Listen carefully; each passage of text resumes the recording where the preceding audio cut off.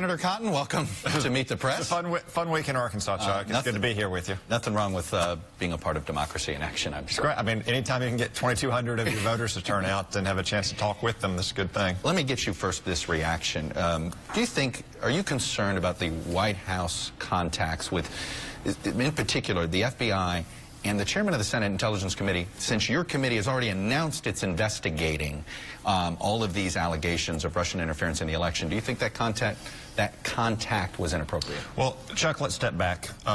Russia is not our friend. Vladimir Putin is KGB, always has been. The Senate Intelligence Committee, for as long as I've been on it, has been examining Russia's attempts to undermine faith in our electoral process and undermine our interest around the world.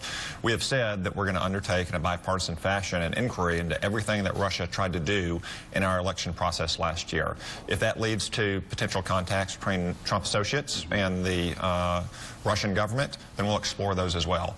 One of the last things I did the week before last, before I left for home from Washington, D.C., was have an hours-long hearing on these very matters. So I'm confident that we're going to proceed in a manner that goes wherever the facts take us. But what you're talking about is what Reince Priebus just said on your show last week. This is not something that the White House has tried to conceal. And if anything... Well, it doesn't matter whether it's concealed. Is it appropriate, though? So, Chuck, let's take that CNN article on face value.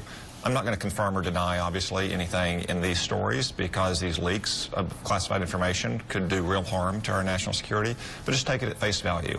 So it says that the FBI went to President Trump and Reince Priebus and said that reports of contacts between Trump associates last year and Russian intelligence officials were grossly overstated. Isn't it reasonable for the Chief of Staff to then say to the FBI Director, well, are you going to say anything to correct the record on this, since everyone is running around Washington making these allegations? I think that's a perfectly reasonable response. Now, the FBI and other intelligence agencies have reasons that they don't go out and call balls and strikes on news stories because we don't want to let our adversaries know what we do know or what we don't know or how we know it. But again, if you just take everything in that story in face value, I don't think there's that much alarming in it. But let's go to the issue of the White House trying to enlist the chairman of the two intelligence committees, but in particular Senator Byrd, who has already announced an investigation. Was that appropriate? Well, as Reince Priebus said last weekend, Devin Nunes was already saying this on the record. The White House, I think, was trying to ensure that the media had more access to information. That's what the CNN story said about Reince Priebus. That's what Reince Priebus... By the White House? I was not. And if you had, would you have talked to the media at their request? Chuck, I generally try to refrain from much comment about what's happening in my work on the Intelligence Committee or the Armed Services Committee because I want to make sure that I stay on the right side of the line about classified information, which, frankly, I wish more people in the media and more of the Obama holdovers in the administration were doing. Mark Warner, who is the vice chair, and the Intelligence Committee works differently than every other committee. It is truly bipartisanly run. Mark Warner said he has some concerns about this idea that the White House contacted Senator Byrd, that it could call into question whether this is going to be a fair investigation. Well, I think there's no doubt that this will be a fair inquiry. As I said, we're already well underway. It's been conducted in a bipartisan fashion. Democrats and Republicans have been working well on it. I mean, there's a limit to what we can discuss publicly. You know, the 8 Democrats who are on that committee and Chuck Schumer know what we've learned.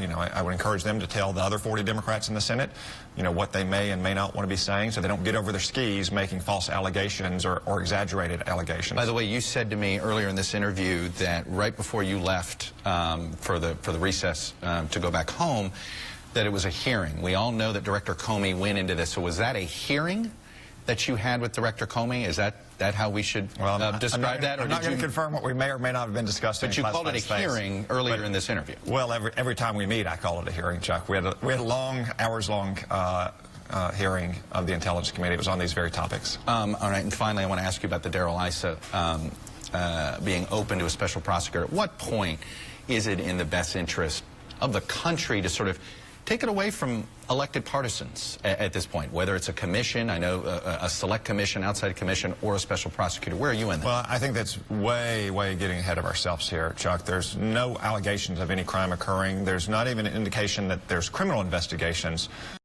by the FBI as opposed to counterintelligence investigations, which the FBI conducts all the time as our main counterintelligence bureau.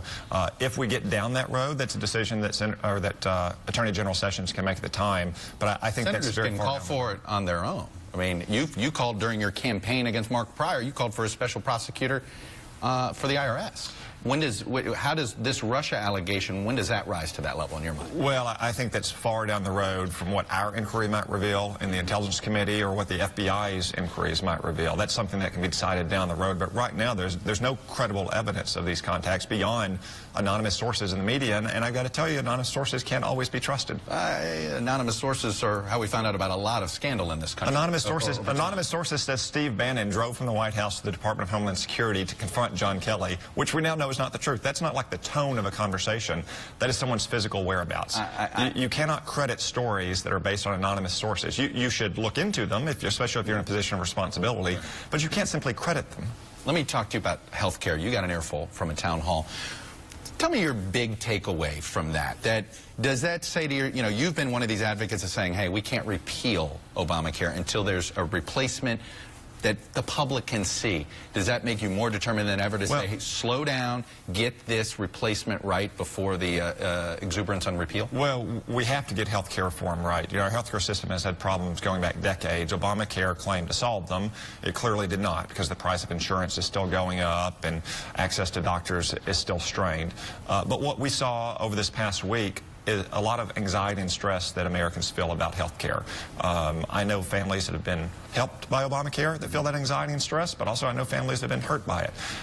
Health care can be a very stressful thing. That's why when we repeal Obamacare, we have to get it right. We have to make sure that our solutions deliver affordable, personalized care for all Americans, that they have control and choice and freedom over their own health care. Is that that promise sounds good? Do you understand why some people think that's an impossible promise to keep? Well, to make it affordable, make it wider. I mean, that just seems like, it seems like you're selling something that can't be done realistically. I know a lot of Americans are skeptical about their government on a whole host of issues, and they should be, given the poor performance that we've seen in recent years from our government. But I think that we should trust the American people to make the right decisions for themselves. Obamacare didn't do that. It put too much power in the hands of politicians and bureaucrats in Washington.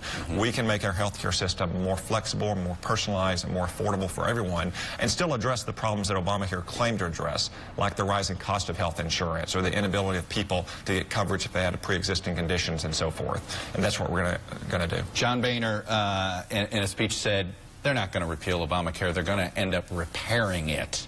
Is that how this will end up looking to a vast majority of the people, that it's basically a repair of Obamacare with a conservative vision? Yeah, Chuck, we've had 4 elections about Obamacare in the last 4 cycles. We're going to have a 5th one, aren't we? And in 3 of those elections, the Republicans won big victories because we promised to repeal Obamacare and to fix our health care system once and for all. That's what we're going to do. It would not be keeping faith with the American people if we did not keep our word from those last elections. Senator Tom Cotton, I'm going to leave it there. Good to see you, sir. Thanks.